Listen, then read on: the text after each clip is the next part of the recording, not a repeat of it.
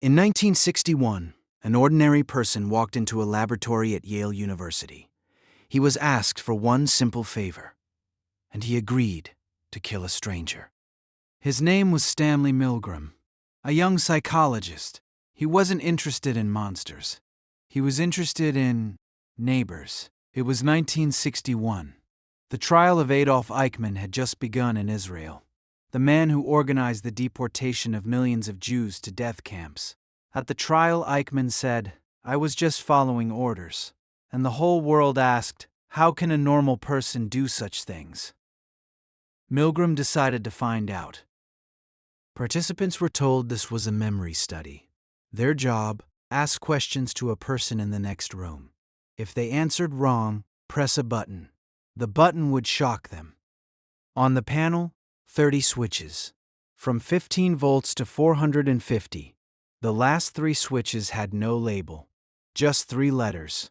XX, first shock, 15 volts, quiet.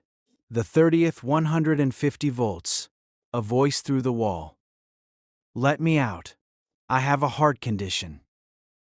The 45th, 330 volts, screaming. Then, silence.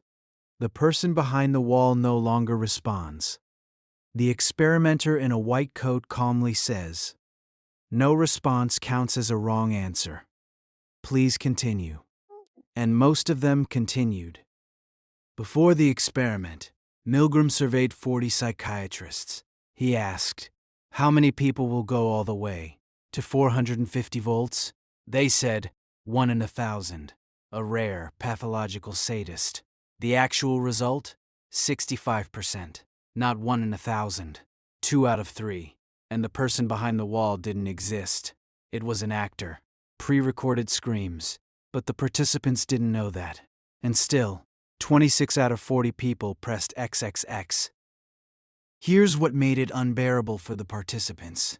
They didn't want to do it. Many cried, laughed with nervous laughter, begged for permission to stop.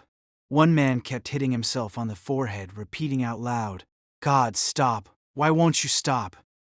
He was talking to himself and kept pressing. These weren't monsters. These were ordinary people. Teachers, engineers, salespeople. They knew something terrible was happening, and they continued, because there was a man in a white coat standing next to them, telling them, "It's all right. This is necessary for the experiment." Milgram called this the agentic state.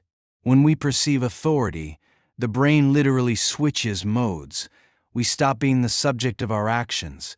We become an instrument of someone else's will.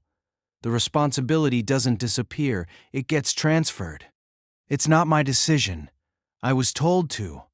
And that's exactly why Eichmann was right about one thing. He really was just following orders, just like most of us would have. The experiment was replicated in 2009. The result, almost identical. Right now you're thinking, I would have stopped. 65% of participants thought the same thing before they walked into that room. We don't know who we are until we're there, in the room with the panel, with a man in a white coat beside us, and someone's silence on the other side of the wall. Milgram didn't run just one experiment. He ran 19 variations. When another participant was present who refused to continue, the obedience rate dropped to 10%. One person who says no changes everything. This is called the social liberation effect, and that is a different story.